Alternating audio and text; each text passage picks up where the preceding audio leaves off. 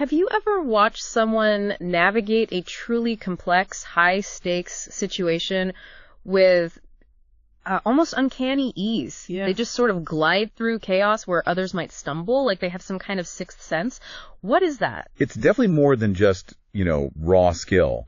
Often what you're seeing is a cultivated mindset. Yeah. A really deep understanding of the environment, sure, but also of themselves and, crucially, the human elements involved. That profound understanding. Okay, and that's exactly what we want to unpack today. Welcome, everyone, to the Deep Dive. Glad to be here. We're diving into the core philosophies that guide professional aviators. Not just the mechanics, the buttons and switches, but the mindset that keeps them safe up there. Mm-hmm. And our source for this deep dive is, well, it's a pretty unique one, isn't it? It really is. We're looking at Captain Ashutosh Chopra's The Commercial Pilot's Handbook.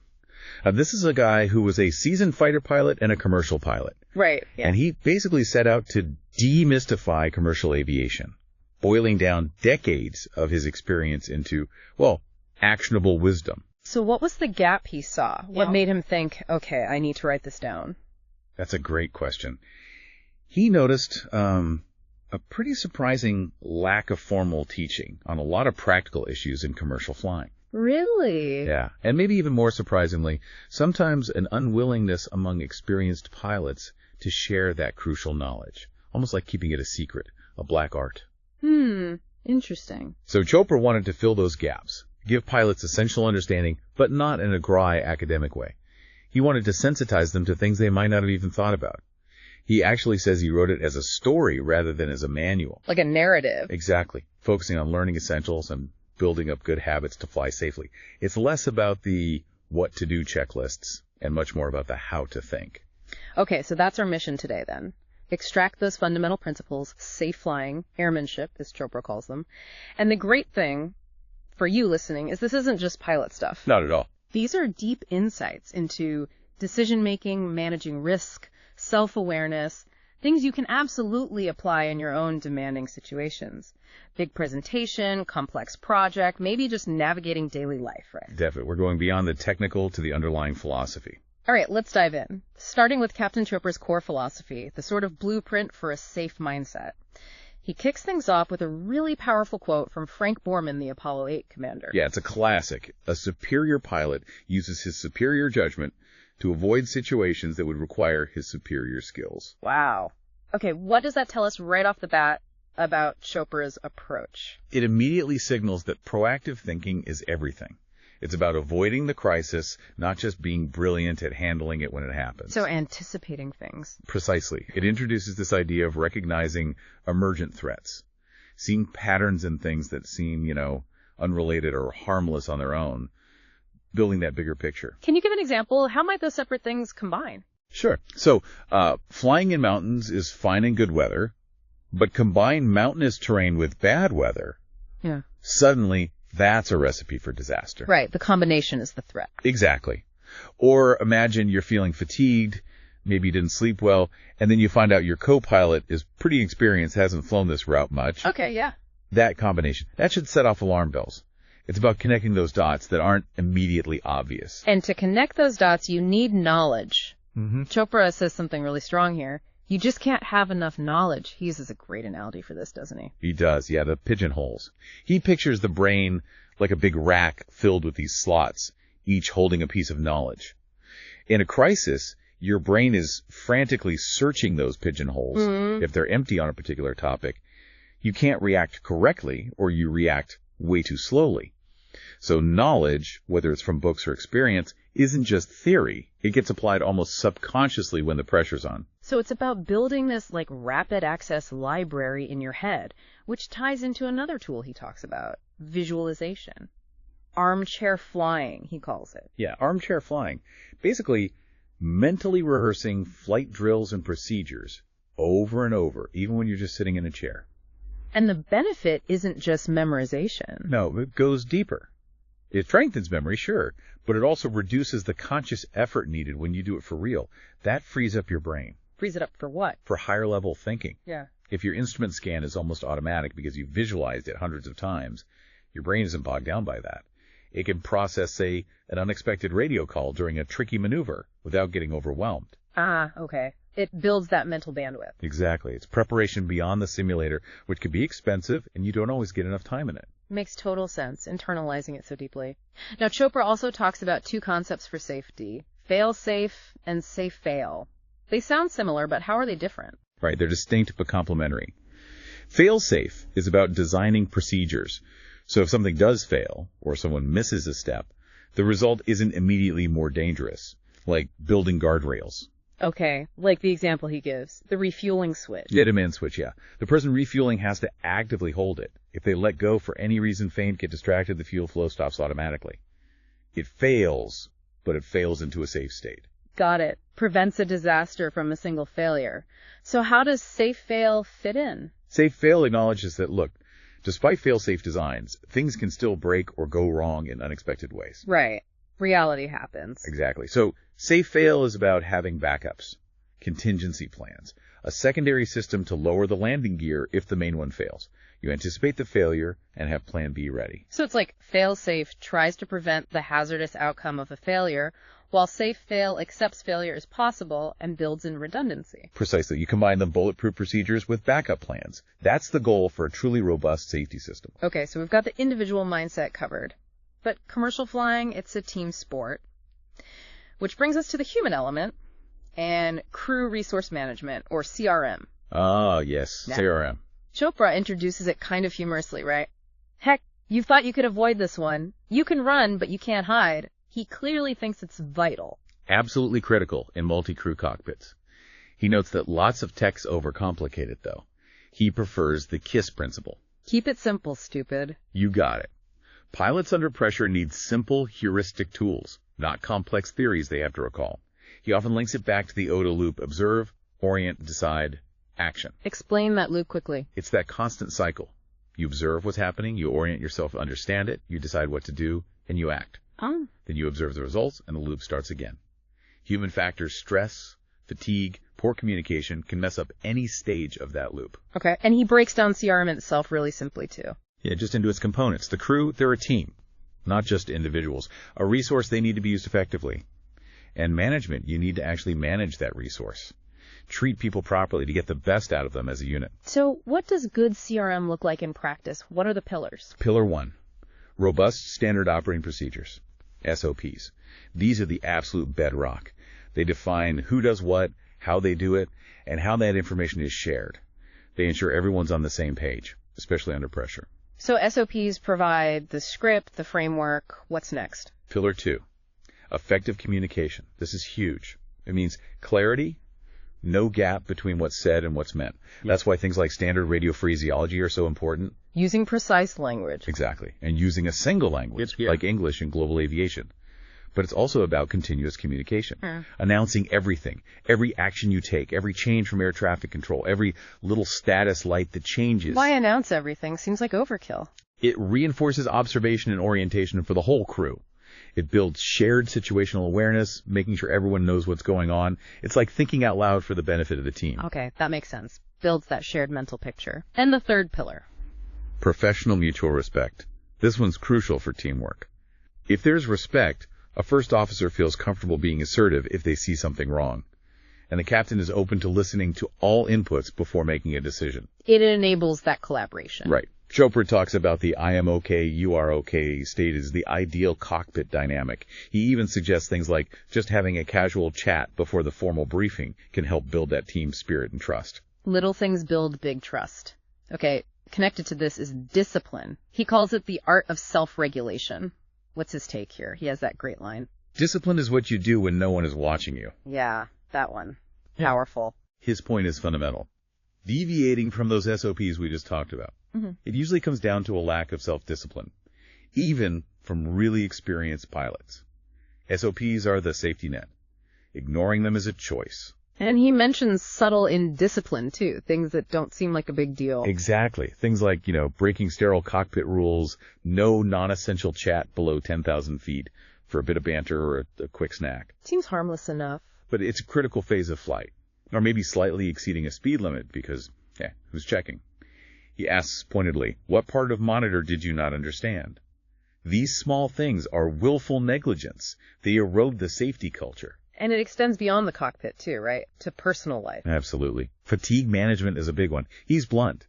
If you decide to binge watch TV and sleep at 0100 H'ers when you have to wake up at 0400 H'ers, who is to blame for your fatigue state? You. Only you. It's about personal responsibility, self-regulation. Wow. And he warns that indiscipline can be contagious. If you accept it in others, you're more likely to slip yourself. That's a sobering thought. Okay. Moving from human factors to technology. Automation. How does Chopra view our increasing reliance on automated systems in the cockpit? He starts with another great quote, this time from Ernest K. Gann. Ah, yes. There are two kinds of aeroplanes, those you fly and those that fly you. You must have a distinct understanding at the very start as to who is the boss. So be the master, not the slave. Pretty much. He acknowledges the benefits. Automation reduces fatigue, increases accuracy, allows for lower weather minimums, all good stuff. But. There's always a but. The paradox is that increased reliability has bred complacency. Skills can erode because pilots aren't hand flying as much. There's sometimes a reluctance to jump in and take over manually. Even when necessary. Especially when necessary. Mm-hmm. He points out that the most demanding situations, TCAS alerts warning of a collision, severe wind shear, stall recovery, getting into an unusual attitude, dealing with unreliable instruments. These all require the pilot to disconnect the automation and fly the plane. Manually. You have to be able to take command, so he gives some guidelines, some rules for managing automation. He does. Let's run through them quickly. 1. Fly the aircraft. Your primary job. Nothing distracts from that. Okay. 2. Choose the appropriate level of automation for the task. Mm-hmm. Basic modes for immediate turns or climbs. Mm-hmm. The big flight management computer for long-range navigation. Right tool for the job. 3. Anticipate and verify. Know what the automation should do next. Watch the flight mode annunciator, the FMA display, to see it engage, and then check the plane's actually doing it. Trust but verify. Constantly checking. 4. Hands-on. Monitor raw data. Keep your hands near the controls, ready to take over. Don't just trust the fancy display. Keep an eye on basic speed, altitude, attitude, the raw data. Stay connected. 5. Be alert during transitions. Takeoff, approach, landing, when the automation is capturing a new altitude or heading. These are times when mistakes or confusion are more likely. Pay extra attention. And finally, 6. Revert to manual if confused. If the automation does something unexpected, if you're unsure what mode it's in, or if it just isn't helping disconnect and fly manually, take back control. So the absolute bottom line is, automation has to help you reduce your workload and improve your awareness. Exactly. If it's not doing those things, something's wrong. Either the system is failing, or you're using it incorrectly. Time to intervene. Which leads us neatly into threat and error management, TEM. Chopra has that rather blunt quote. Oh, yeah. To err is human, but to mess up things, you need to put them in an aircraft. Uh-huh. So humans are the weak link. That's his core belief, yes. We make mistakes. Yeah. So TEM is about managing that reality. First, you have threats, anything with the potential to negatively impact safety. Weather, terrain, fatigue, airport congestion, you name it. Okay. Then you have errors, mistakes made by the crew, either by doing something wrong or by failing to do something right. Inaction can be an error, too. Got it. Threats are external or internal states. Errors are pilot actions or inactions. So how do you manage them? There are a few key strategies. First is awareness. If you know about a threat beforehand, you can plan for it. Like knowing the runway is wet means you plan for longer landing distance, maybe use higher auto brake settings, taxi slower. Being proactive. Right. Or knowing there might be mountain waves means you plan to stay upwind. Second strategy is recognition. Maybe you weren't aware of a threat, but you recognize its first signs. Like what? Like you hear air traffic control talking to a heavy or superjet ahead of you on approach. Even if you didn't specifically brief for wake turbulence, hearing that call sign should make you think, wake vortices, maybe I should ask for a bit more spacing. Catching it as it develops. Exactly. And the third strategy is mitigation. This is when an error has already occurred or a threat has developed into an unsafe state. You need to recognize it quickly and take corrective action. So, recovering from a mistake. Yeah, like you realize you're unstable on final approach, too fast, too high, whatever. Instead of pressing on and risking a bad landing or running off the runway, you recognize the error and initiate a go-around. That's mitigation. Awareness, recognition, mitigation, but the best management is staying away from them, as Chopra puts it, echoing Borman. Avoid the situations that need the fancy flying skills in the first place. And you do that primarily through high situational awareness, which frees up your mind to anticipate and plan. Which brings us finally to the absolute pinnacle concept in the book, airmanship. Airmanship. Chopra admits it's kind of vague, but absolutely critical. He compares it to interference drag and aerodynamics, a hitting factor that has a huge effect. How does he actually try to define this slippery concept? He calls it common sense in flying. But it's more than just everyday common sense. It's applying everything you know, often subconsciously, to make sound judgments when things are uncertain, when the manual doesn't have a specific answer, taking the right action based on a deep understanding. So it's judgment honed by knowledge and experience. Exactly. He says it's inseparable from situational awareness or SA. It's that gut feeling, that intuitive grasp of a complex situation that lets a pilot do the right thing. So how does it develop? Is it just innate? No, definitely not just innate. It grows from knowledge and experience, which allows for that heuristic, almost instinctive application. He also talks about intuition, that sixth sense feeling, which he believes comes from subconscious processing, and it gets better the more knowledge you feed into your brain. Interesting. So intuition isn't magic, it's subconscious analysis based on deep knowledge. Pretty much. And a huge part of good airmanship is maintaining continuous SA. Not just having awareness, but constantly updating it, actively seeking information, and crucially recognizing when your SA is decreasing. How would you know your SA is dropping? What are the signs? Things like feeling like you're falling behind the aircraft, not quite understanding what's going on, communication breaking down, feeling rushed, or when events just aren't matching your mental model of what should be happening. Okay. And if you feel that happening? Immediate action. Fly the aircraft. That's priority one. Then increase your monitoring. Actively ask for more information, clarify things, talk more with the other crew member. You have to actively fight to get back ahead of the situation. That struggle is airmanship in action. Wow. Okay. Beyond the skills and SA, Chopra talks about good attitude. What does that mean for him?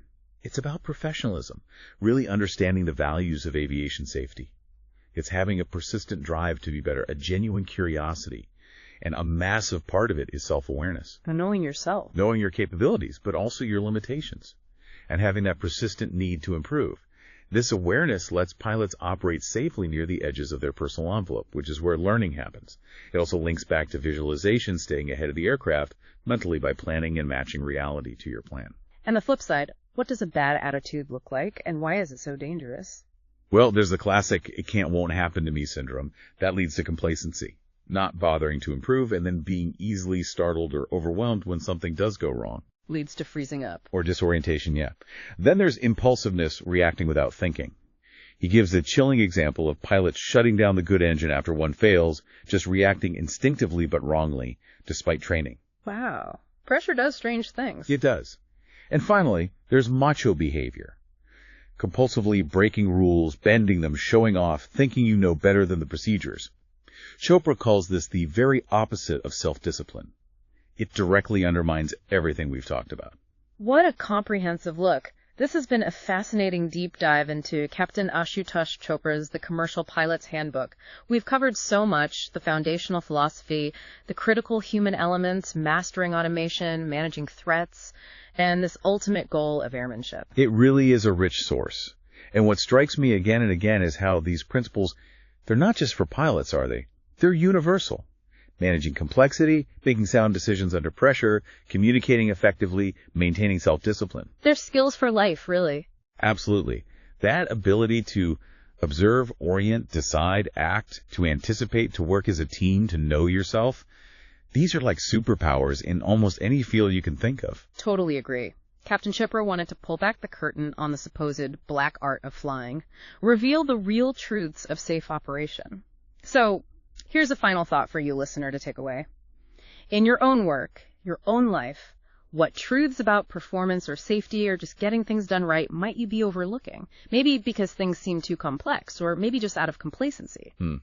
What seemingly small habits, like that armchair flying, if you practice them diligently, could unlock a more fail-safe approach to your own big challenges? How deep are you willing to go to really understand the unseen forces, the mindsets, the disciplines that shape your outcomes? Something to think about.